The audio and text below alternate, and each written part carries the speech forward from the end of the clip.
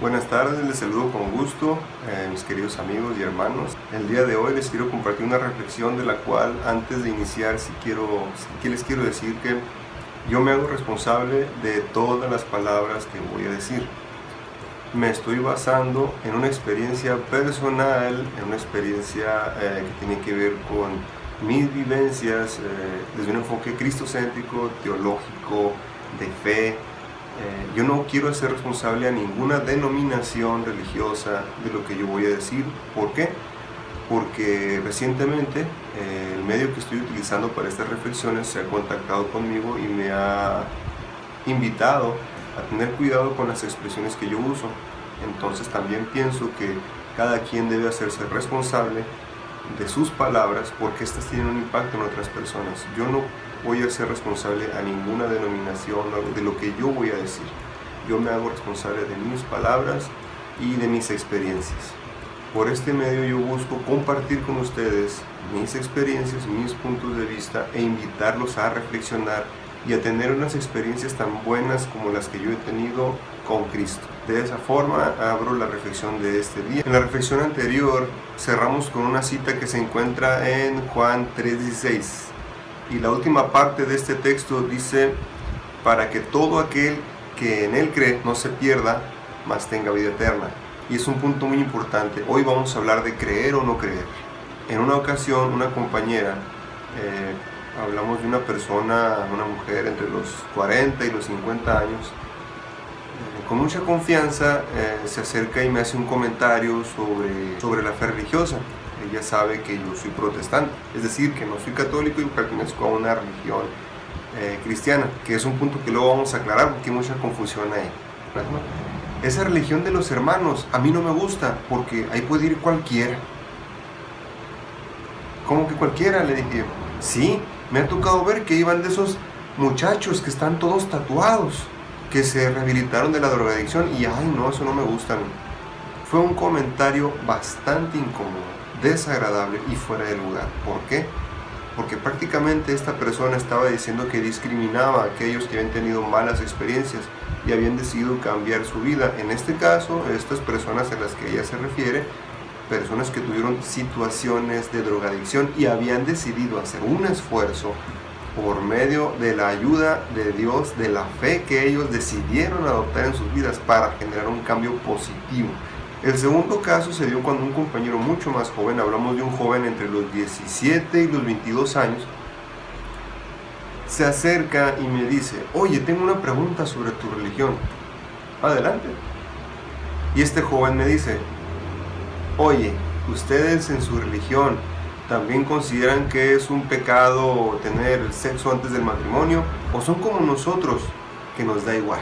Y también me pareció un comentario muy desafortunado, muy inapropiado. Y otra persona que era de la misma creencia religiosa que él, volteó un poco molesta.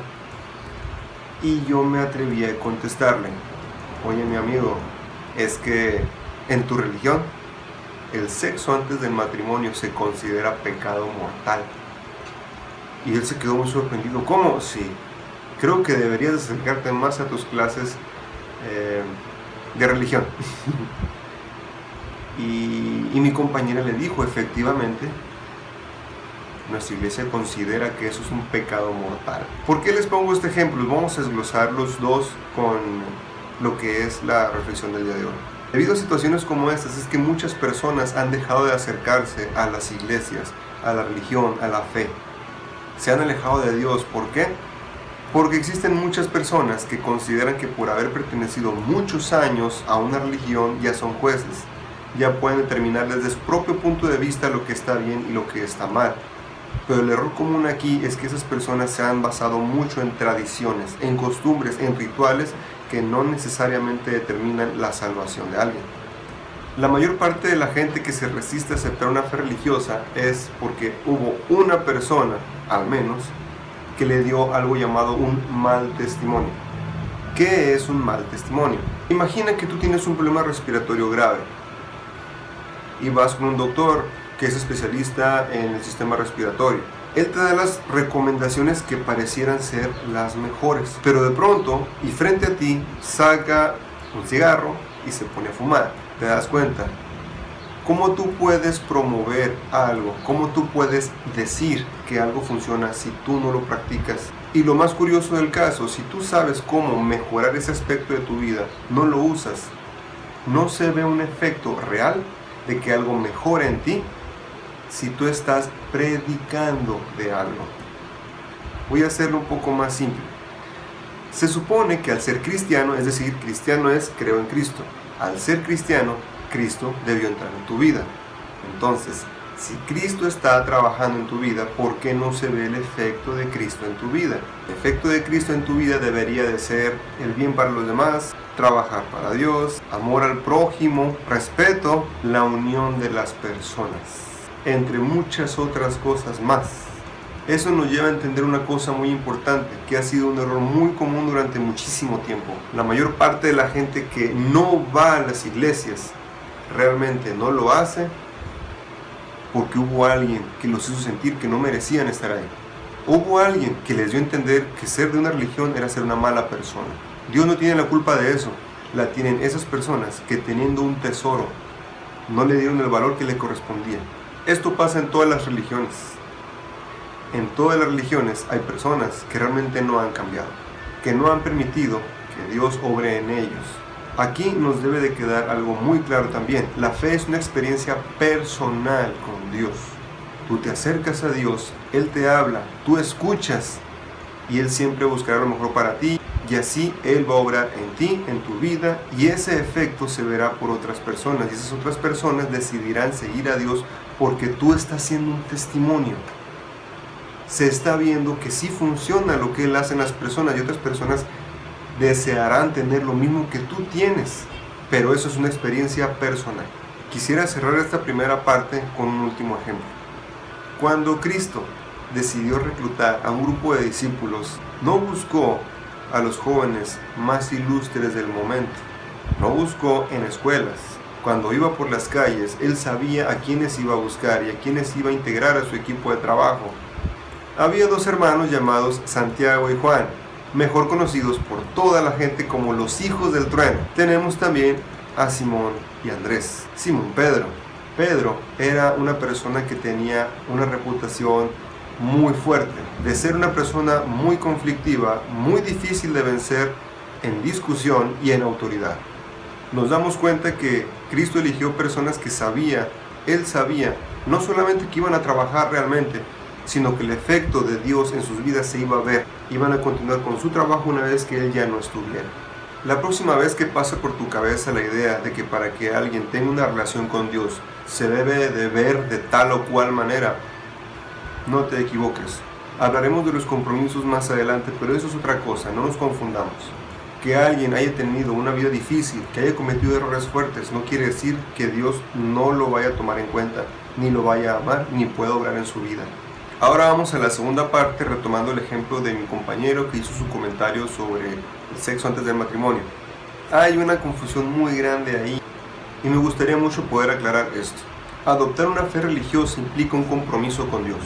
Cada religión tiene un método, tiene un sistema. Por medio de ese sistema su propósito es que las personas conserven su relación con Dios manejando ciertos hábitos y actividades que les facilitan tener una relación con Dios. Es como el matrimonio o como iniciar un proyecto personal de vida, que son cosas que terminan importándonos mucho. Invertimos tiempo y energía, a veces es cansado, a veces es demandante, pero como es algo que realmente nos importa y confiamos en que eso vale la pena, hacemos muchos sacrificios. Es lo mismo con la fe, es lo mismo con la relación con Dios. A veces, por no decir que muchas veces, implica que hagamos cosas que nos generan un esfuerzo, cambios de vida, porque de corazón sabemos que vale la pena. Y eso nos lleva al siguiente detalle. Hoy en día nos hemos dado cuenta que los jóvenes de hoy no quieren el compromiso. De hecho, hay estudios de mercado hoy en día que demuestran estadísticamente que las nuevas generaciones no quieren siquiera comprar un vehículo, prefieren estar pagando transporte. ¿Por qué? Porque ni siquiera quieren la responsabilidad de un pago constante, no quieren ni siquiera ese compromiso. No quieren comprar una vivienda, prefieren rentar. Poco a poco, con el paso del tiempo, nos hemos dado cuenta que la gente no quiere ya compromisos. Por eso puede costar un poco más de trabajo aceptar una fe religiosa. Quiero aclarar esta parte. Las tradiciones, las costumbres, los rituales no son un medio de salvación. Son recursos que existen para conservar hábitos que nos facilitan tener una relación con Dios. Son acciones que nos ayudan a recordar siempre lo que es más importante, pero deben de complementarse entre sí. Es como un atleta que se prepara para una competencia muy importante, se prepara durante mucho tiempo, pero tiene que hacer varias cosas. Debe de comer de cierta manera, debe de hacer ciertos ejercicios, debe de levantarse a cierta hora. Es una disciplina que se complementa con muchas cosas para un propósito. Bien, como diría el apóstol Pablo, nos entrenamos para una carrera, siempre tenemos la meta al frente y debemos esforzarnos por llegar a ella. Como ya se imaginarán, este detalle es el que hace que mucha más gente se equivoque al pensar que en la medida que siguen más rituales, en la medida que se apegan más a estas tradiciones, ya con eso son mejores que los demás, son más santos y que pueden juzgar. Y no es cierto. Por ejemplo, en la antigüedad había un grupo llamado los fariseos. Los sacerdotes eran quienes dirigían las actividades del templo, pero los fariseos eran personas que tenían un alto grado de autoridad, debido a que hubo un tiempo allá en Israel en el cual hubo una influencia muy fuerte de los pueblos paganos y quisieron destruir todo lo que era la fe religiosa del pueblo de Israel. Por lo tanto, hubo un grupo de personas que defendieron la fe en Dios, lucharon contra esta invasión de idolatría, conservaron las tradiciones y los principios y la fe en Dios. Por lo tanto, eran considerados héroes nacionales. La gente los consideraba autoridad y seguían muchas de sus instrucciones y de las órdenes que ellos daban. Pero con el paso del tiempo eso se convirtió en un problema. ¿Por qué? Bueno, porque las reglas de estos hombres empezaron a estar por encima de la ley de Dios. Pongamos un ejemplo. Ellos establecieron que había cierta cantidad de pasos que tú podías dar durante el día sábado, el día santo. Entonces, como tú no podías realizar ninguna actividad que se considerara trabajo o esfuerzo extra, debías contar los pasos que dabas durante el sábado. Y se registran casos en los cuales personas que iban caminando de un lugar a otro, al contar sus pasos se daban cuenta que se les habían acabado los del día y se quedaban parados en ese lugar hasta que el sol se metía. Imagínate qué pasaba cuando alguien a mediodía se quedaba. Cosas como esas eran las que tenían que enfrentar las personas. Otro detalle era que si el día sábado ibas a transportar un pañuelo, debías coserlo a tu ropa. De lo contrario era una carga extra y estabas violando el sábado. Toda esta clase de cosas tenían a la gente muy incómoda. Un ejemplo que pudiéramos dar también es cuando Jesús mismo sanó personas en sábado. Y los fariseos lo volvieron a señalar. Dijeron, ¿cómo es posible que trabajes en sábado sanando personas? Y Jesús les dijo, cuando tus bestias caen en una zanja en sábado, ¿lo rescatas? Sí, lo hacían. ¿Cuánto más importante es entonces un ser humano? De igual manera, en una ocasión un joven rico se acercó a Jesús y le dijo, Maestro, ¿qué necesito para ganarme el cielo? Bueno, debes de seguir los mandamientos. Todo eso hago, Señor. Todo eso lo hago, desde que era niño. Pero Jesús podía ver más allá y le dijo, todo lo que tienes dáselo a los pobres. Sígueme. El joven no dijo nada, se dio la vuelta y se fue. Y lo que debemos de entender, realmente, ¿qué estás dispuesto a hacer para seguir a Jesús? ¿Lo dejarías todo? Jesús sabía que ese joven amaba las riquezas. No importaba cuántas tradiciones siguiera, no importaba cuántos rituales realizara, no importaba nada de eso. Realmente su verdadero amor era el dinero. Voy a tratar de ser más claro con esto de las reglas. En mi país, en México, tenemos la Constitución Mexicana y es un documento que es considerado en muchos otros países como una joya en materia de derechos humanos. Lo más curioso es que cuando la Constitución Mexicana fue elaborada, todavía no existía la ONU y desde entonces ya contenía dentro los 30 derechos humanos desglosados en todos sus artículos, defendiendo los derechos que hoy se gozan en nuestro país. Díganme cuántas personas han violado la ley de nuestro país. Mi país tiene muchos problemas de tipo legal. Hay crimen, hay corrupción. Por lo tanto, el hecho de que tengamos un montón de reglas muy bien desarrolladas no garantiza esto. ¿Por qué? Porque las reglas cambian con el paso del tiempo. La ley no, porque la ley se basa en principios. Los principios nunca cambian. Por ejemplo, matar siempre va a ser malo, mentir siempre va a ser malo, robar siempre va a ser malo. Aunque tú lo hagas, seguirá siendo malo y sabes que estás haciendo algo malo. Con la ley de Dios pasa lo mismo. La ley de Dios no cambia. Dios no cambia. Dios es el mismo ayer, hoy, siempre. pero las reglas que se derivan de su ley se adaptan con el paso del tiempo. ¿Por qué? Porque la sociedad cambia y necesita ser atendida de una manera correcta. Pero a veces nos equivocamos y queremos establecer reglas de seres humanos como si fueran la ley de Dios. ¿Realmente quieres conocer la ley de Dios? Te invito a buscar en la Biblia Éxodo 20. Créeme, te vas a llevar una sorpresa muy grande si es que no has leído antes los 10 mandamientos. De ahí se deriva prácticamente todo el orden legal que existe en el mundo. Las leyes en el mundo también se actualizan. Conforme pasa el tiempo deben de adaptarse a las necesidades existentes. Pero los principios no cambian, son eternos. El punto al que quiero llegar para finalizar es el siguiente. No basta con creer. Porque también hay una cita en la Biblia que dice que hasta los demonios creen y tiemblan. Creer no basta. Los extranjeros que muchas veces trataron de conquistar al pueblo de Israel por medio de guerra, creían en Dios. Decían que el Dios de Israel era el más poderoso de todos, pero que el pueblo de Israel era un pueblo que tendía a alejarse de su Dios. Por lo tanto, eso los hacía vulnerables a sus ataques. Nosotros podemos ser creyentes, pero una cosa ahora es creer y el siguiente paso es ser discípulo. Hablábamos ahorita de tener a Cristo en tu vida. ¿Cuál es el efecto? El efecto es que empiezas a crecer. Te empiezas a entrenar y empiezas a hacer cosas que te vuelven un cristiano más fuerte, más cercano a Dios, con un testimonio más poderoso. ¿Por qué? Porque no es tu capacidad, es el Espíritu de Dios obrando en ti para iluminar la vida de muchas otras personas.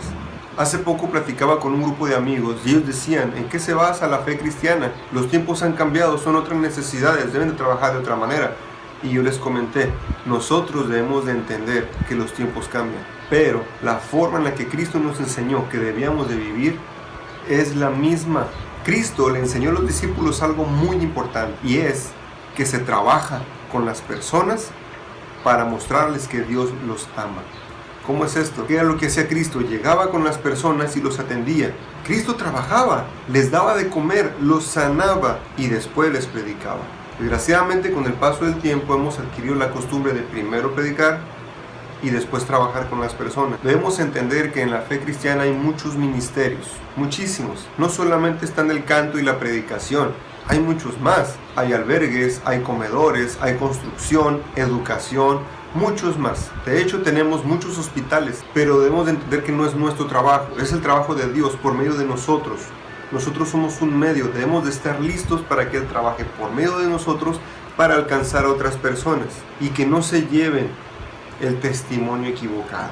Esas personas podrían estar necesitando que Dios los alcance por medio de nosotros y nosotros estamos entorpeciendo el trabajo de Dios. Bueno, te preguntarás tú, ¿será que realmente necesito la fe en mi vida? ¿Necesito a Dios en mi vida? El año pasado yo vi una entrevista que le hicieron al pastor Alejandro Bullón y el entrevistador le preguntó lo siguiente: oiga, pastor, yo le pregunto a usted con mucho respeto, si lográramos demostrarle a usted, un hombre que ha dedicado toda su vida a trabajar para Dios, si yo le demuestro a usted que Dios no existe, ¿qué haría? El pastor Bullón lo pensó un poco, muy poco, y le respondió de una manera que solamente Dios le pudo haber dado la luz, y le dijo a este joven: si a mí me llegaran a demostrar, que lo veo muy difícil, que Dios no existe, yo no habría perdido nada. Pero si tú no has vivido una experiencia al lado de Dios y te resistes a ello, y Dios sí existe, tú lo habrás perdido todo. El pastor Bullón después explicaría con más detalle a este joven que él ha vivido predicando el amor al prójimo, la honestidad, el respeto y sobre todo la redención. Si a él le llegaran a demostrar que Dios no existe, los temas que él ha promovido toda su vida son principios eternos, aún así habría hecho lo correcto. Mi intención no solamente es invitarte a reflexionar sobre los valores y la ética, hay cosas más allá, es más trascendente. No son solo valores, es Dios en tu vida. Yo deseo que vivas una experiencia de fe y que te des cuenta de lo maravilloso que es vivir con Cristo a tu lado. Yo he recibido muchísimas bendiciones, deseo que tú también las recibas. Bien, yo me despido de ustedes, les doy muchas gracias porque he recibido muy buena respuesta. Les recuerdo algo, estas reflexiones son para compartirlas. Yo le comentaba a una compañera de trabajo al que tuve el gusto de regalarle varios libros, que los libros tienen el propósito de ser leídos, y una vez que los has leído tantas veces que no ocupas volverlos a hojear, tienes que regalarlos. Si tú vas a darle un libro a otra persona, no es prestado, es regalado. Los libros no se prestan, se regalan. ¿Para qué? Para que esa persona, una vez que ya lo leyó, lo regale a otra. El conocimiento se comparte y se esparce, para que todos tengamos ese alimento a nuestra mente y a nuestro espíritu. Así que esto que estamos logrando es para que ustedes esta reflexión, lo que entiendan, lo compartan con otras personas. Si quieren compartir el video, adelante, que otras personas sean alcanzadas por un mensaje de reflexión que los acerque a Dios. Fomentemos que la gente reflexione y comente de estos temas. Desgraciadamente ha habido quienes han dejado una mala imagen de lo que es tener fe y no queremos eso. Deseamos que las personas vivan una fe hermosa, una fe que alimente sus vidas, una fe que les dé esperanza. Dios les bendiga, les deseo lo mejor y nos vemos en la próxima.